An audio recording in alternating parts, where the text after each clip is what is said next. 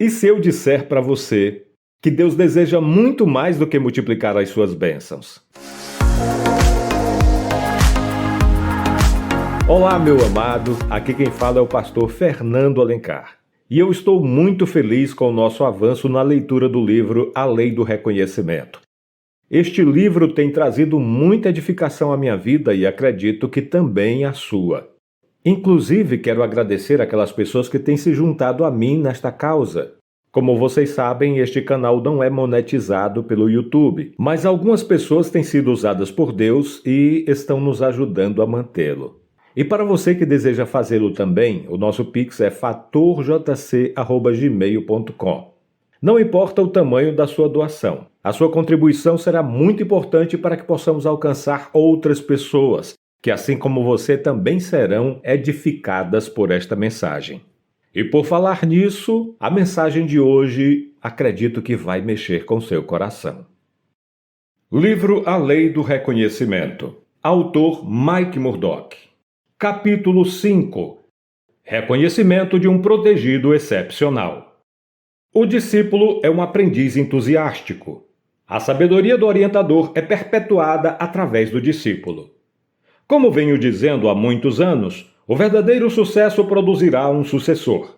Jesus tomou 12 discípulos e revolucionou o mundo.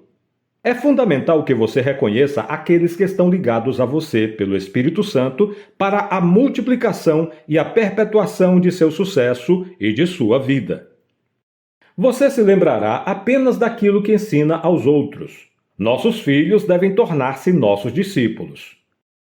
Os discípulos passivos buscam a credibilidade, não a correção.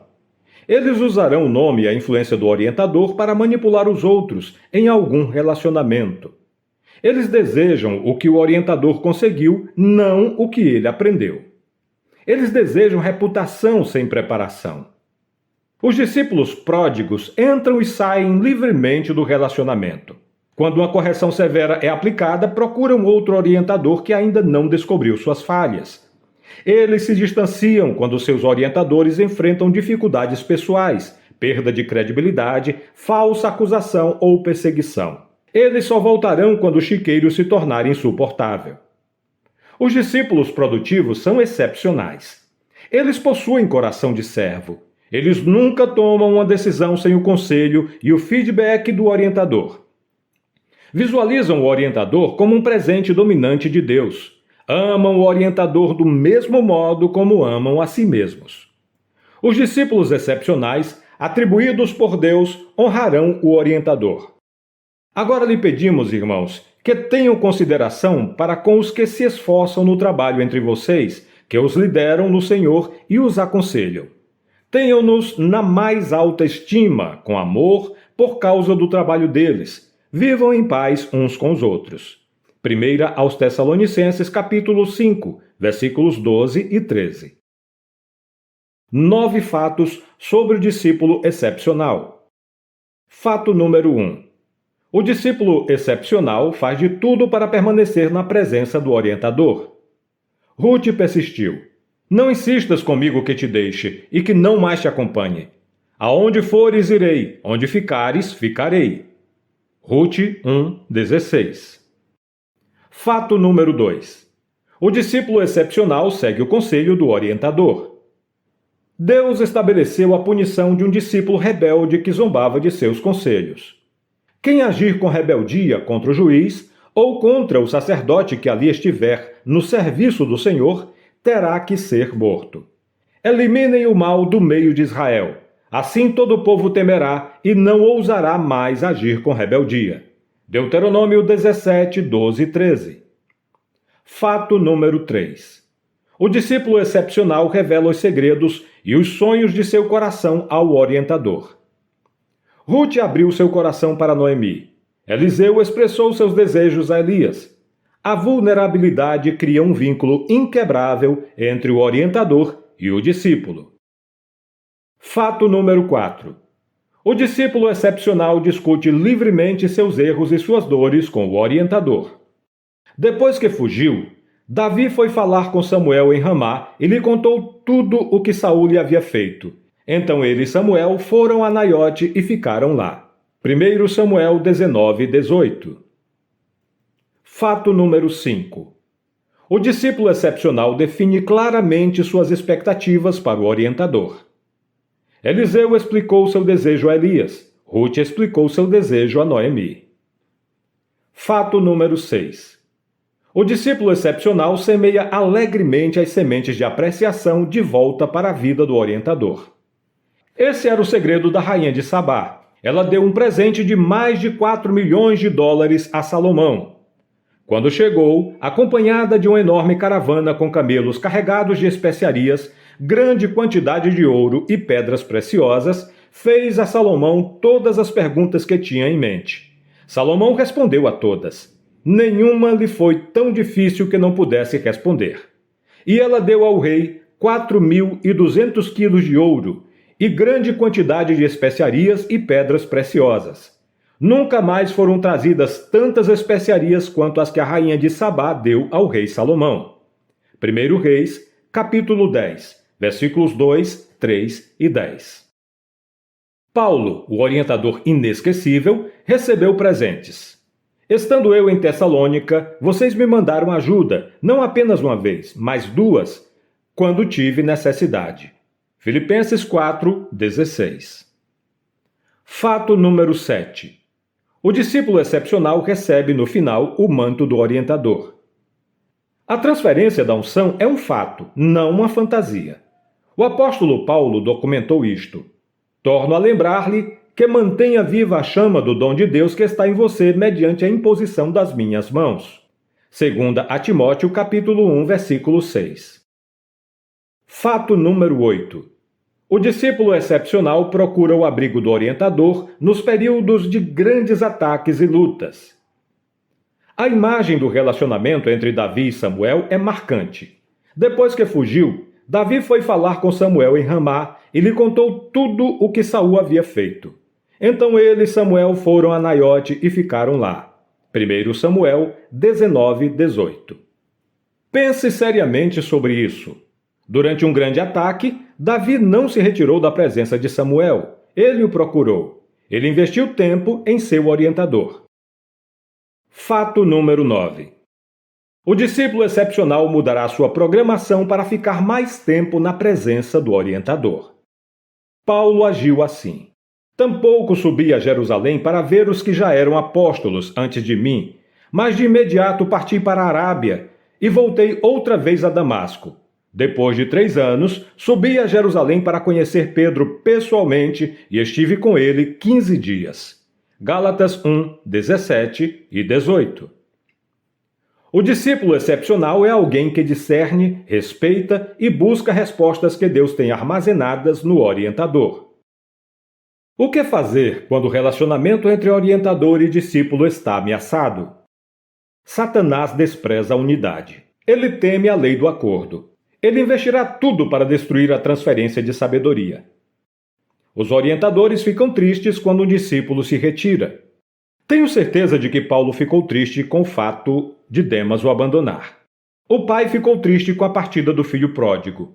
Jesus chorou por causa de Jerusalém. Mateus 23. Aqui estão alguns pensamentos que me têm ajudado quando um discípulo se retira. Você não pode forçar alguém a aprender com você. Nem Jesus fez isso. E você também não poderá fazer. Normalmente existe uma terceira parte que destrói a unidade entre o orientador e o discípulo. Se o discípulo ficar exposto a isso, será impossível corrigi-lo. Você não pode responder perguntas que o discípulo se recusa a fazer. Você não pode ajudar alguém que acha que você é desqualificado para trazer crescimento à vida dele. O discípulo se retira quando acredita que os objetivos dele são superiores aos do orientador. O discípulo se torna desencorajado quando o orientador expressa desapontamento para com ele. Quando o conselho do orientador é rejeitado, Deus corrigirá o discípulo por meio de experiências dolorosas. A lei da repetição é necessária no processo de aprendizagem. Oral Roberts disse: quando você se cansar de dizer o que está dizendo, estará apenas começando a aprender. Quando o seu pessoal estiver cansado de ouvir que você está ensinando algo, estará apenas começando a aprender. E quando ficarem cansados de ouvir você dizer algo, estarão apenas começando a compreender. O discípulo não é necessariamente o confidente do orientador. As perguntas devem ser direcionadas ao orientador. As respostas devem ser direcionadas ao discípulo. A maior qualidade do sucesso conhecida é a prontidão em tornar-se algo. O reconhecimento de um discípulo excepcional criará um contentamento interno que nenhuma outra realização pode produzir. Eu não sei você, mas a mensagem deste capítulo mexeu muito com meu coração. Desde quando eu me converti ao Senhor Jesus, o desejo do meu coração tem sido compartilhar aquilo que o Senhor me deu com o maior número de pessoas. Isso não é uma coisa que pode ser feita como quem fala para uma multidão. Já preguei para multidões. No entanto, nada se compara ao prazer de compartilhar algo que o Senhor falou para nós com alguém de nossa confiança. É disto que fala o capítulo de hoje. O reconhecimento de um discípulo excepcional. Discípulo é aquela pessoa que aprende conosco. A palavra discípulo significa aluno. Qualquer coisa que você conheça ou domine bem pode ser compartilhada com alguém que está interessado em aprender com você. E esta pode ser uma oportunidade para você também transferir o seu conhecimento e a sua intimidade com Deus através do ensinamento das Escrituras. Certa vez, Jesus contou sobre um homem que, antes de partir para uma terra distante, chamou seus servos e lhes confiou seus bens para que eles os multiplicassem. Com certeza você conhece a parábola dos talentos. Guarde esta palavra com você: multiplicação.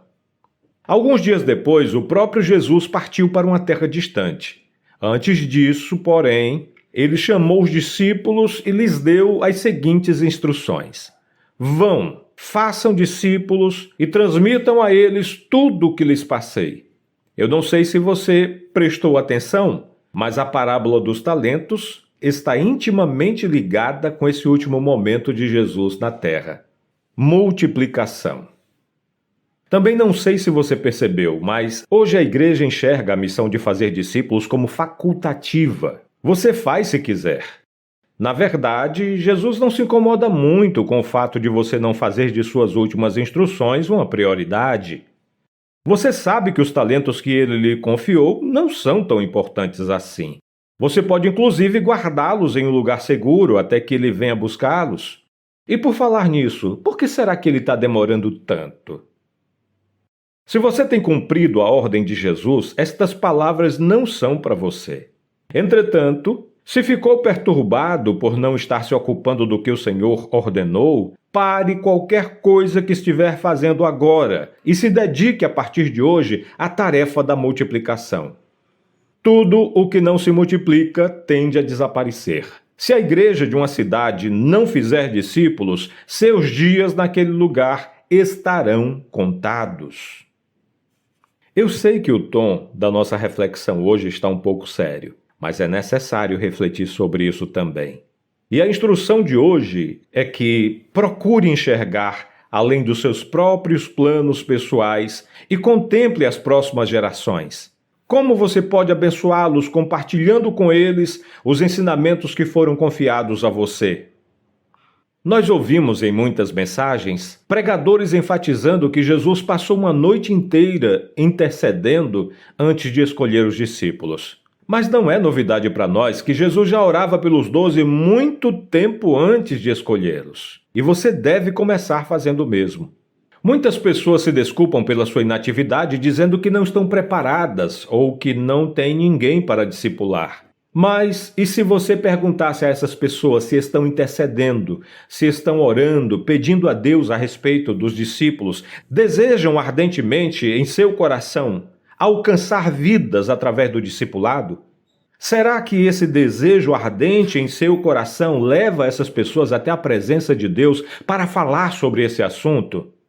Mas muitas vezes esse assunto não é sequer citado nas suas petições, porque não é algo importante, não é uma prioridade. Se você quer mudar isso, comece fazendo isso agora. Converse com o Pai sobre isso e depois vá até onde as pessoas estão e convide-as a aprenderem com você.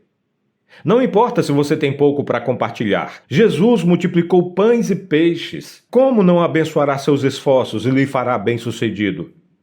Ah, mas eu não sei falar sobre o Evangelho. O que você pode ensinar? Talvez você saiba cantar bem, talvez você saiba cozinhar bem, talvez você tenha um talento especial para fazer algo com perfeição. Encontre alguém que deseja aprender com você, e essa pessoa estará todos os dias com você. E aí o que é que você vai fazer? Compartilhar a palavra com ela. E se você não conhece muito a palavra, nada lhe impede de começar agora a se aprofundar no conhecimento dela. Não há desculpas para continuar sem fazer discípulos. É necessário apenas compreender que antes de Jesus voltar para o Pai, antes de ele partir para uma terra distante, ele concedeu talentos a cada um conforme a sua capacidade.